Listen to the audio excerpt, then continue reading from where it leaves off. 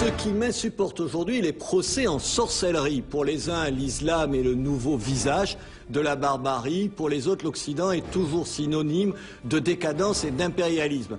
Parler calmement du conflit israélo-palestinien ou de la place des musulmans dans nos sociétés est devenu quasi impossible. Politiciens, démagogues, extrémistes religieux, intellectuels de plus en plus sectaires, chacun jette de l'huile sur le feu. Au détriment de quoi? De la raison, bien sûr, mais aussi, à terme, de la paix. Bonjour. Bonjour Tariq Ramadan, vous êtes islamologue. Alors vous êtes admiré par plein de gens, détesté par d'autres. Alors c'est toujours le même reproche, vous pratiqueriez le double langage. Alors je voudrais qu'on joue carte sur table.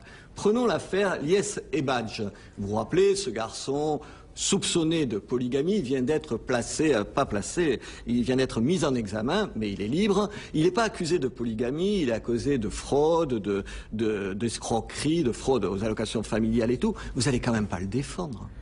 Non, mais je n'ai, dès le départ, sans connaître même les tenants et aboutissants du dossier, j'ai dit s'il y avait polygamie, donc c'est contre la loi, ça n'est pas possible. Si en plus il y a fraude, ça n'est pas acceptable. Mais ce que j'ai ajouté, aller jusqu'à lui retirer la nationalité, c'est une chose qui ne correspond pas à mon sens. Plus personne n'en parle. Si.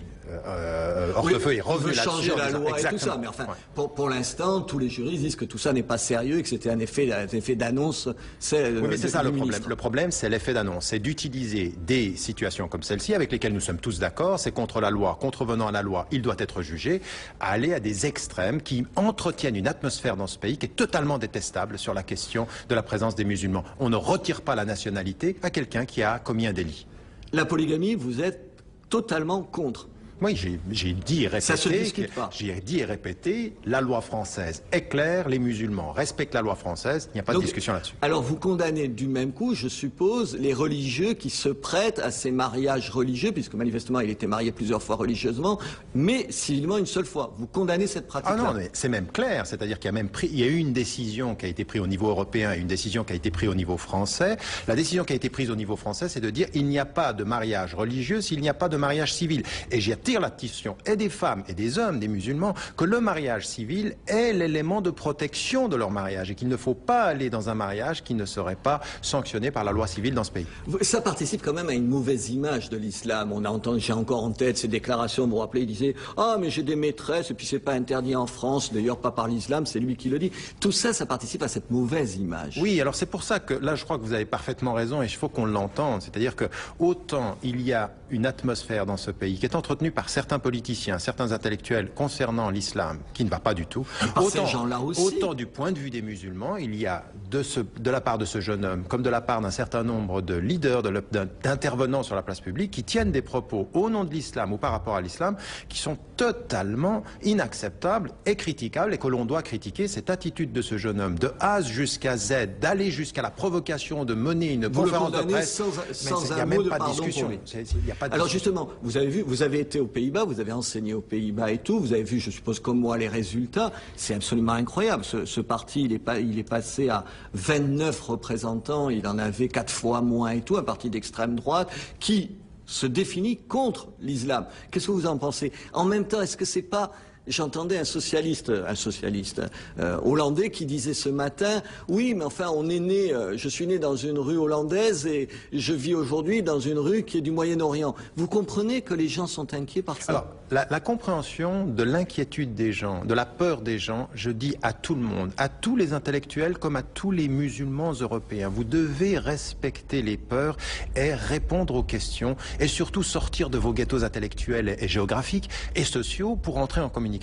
Maintenant, ce à quoi il faut faire attention, c'est pour ça que j'en veux au gouvernement français actuel, comme à un certain nombre de gouvernements en Europe, c'est que l'atmosphère qui est entretenue est en train de d'ouvrir un boulevard politique aux populistes, à l'extrême droite, qui va, parce que Geert Wilders, il a lancé un mouvement, il compare le Coran à Mein Kampf, il va entretenir une atmosphère délétère. Je le comprends, mais est-ce que la présence d'une tellement forte immigration dans certains quartiers et tout, elle nourrit pas quasiment mécaniquement ce genre de réflexe? Oui et non, parce qu'à partir d'un certain moment, il faut prendre nos responsabilités. Quand on est citoyen européen de confession musulmane, il faut être dans la participation, dans la contribution et donc dans la partie participation. De la faute est à reporter sur la communauté musulmane elle-même. Historiquement, il faut cesser la mentalité de victime et il faut s'engager. Mais d'un autre côté, il faut qu'on entende en Europe que les gens qui sont venus ne sont pas simplement venus de leur plein gré. Après la Deuxième Guerre mondiale, on est allé les chercher et il n'y a pas de survie économique en Europe sans la présence de ces immigrés. Donc il faut aussi qu'on fasse Je le comprends, mais quand vous voyez des manifestations, par exemple, contre ce qui s'est passé, l'attaque de la flottille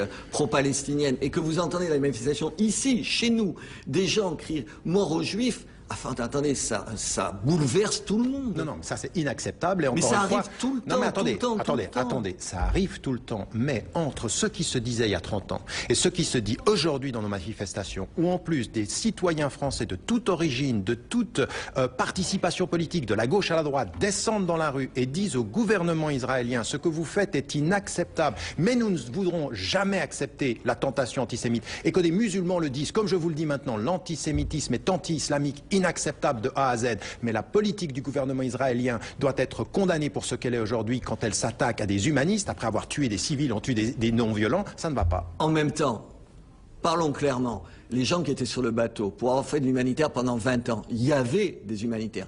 Mais il y a aussi des militants proches du Hamas qui font de la politique, qui font pas de l'humanitaire dans cette affaire-là. Évidemment, mais attendez. Vous n'êtes pas naïf, vous n'êtes pas un imbécile, vous savez très bien. Ni vous ni moi ne sommes naïfs. Des gens qui sont allés dans le bateau, ils disaient deux choses. Ils disaient, on veut entrer en solidarité avec le peuple de Gaza. Ça, mais ils disaient, attendez, non, mais politiquement, ils sont contre le blocus. Je m'en fiche, moi, de l'obédience politique. Mais si quelqu'un qui peut avoir soutenir, par exemple, la résistance violente à une oppression violente, parce qu'il faut appeler les choses par leur nom, la politique israélienne est violente, eh bien, des gens qui sont sur un bateau où il n'y a pas d'armes, où ils sont sur un bateau où ils disent, nous voulons la fin de ce boycott, on ne va pas quand même maintenant aller chercher leurs pensées pour justifier la tuerie. Et en même temps, est-ce que vous dites ici, le Hamas sont des gens dangereux qui, à Gaza, ont imposé un ordre moral où cette discussion qu'on a, on ne pourrait pas l'avoir. Dès que les gens sont opposés au Hamas, on l'a vu avec les gens du Fatah et tout, au Gaza, ils ont été ou emprisonnés ou foutus dehors. Est-ce que vous condamnez ces pratiques du Hamas? Non, les pratiques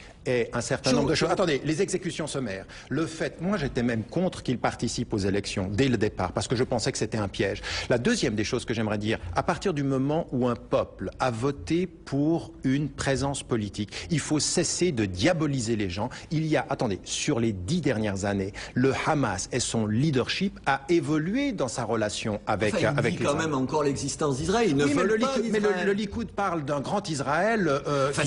Non, mais attendez, si on mais c'est pas parce que le Likoud dit une chose que vous êtes obligé de dire ça excuse les autres. Non, ça n'excuse ni l'un ni l'autre. Il faut être pragmatique.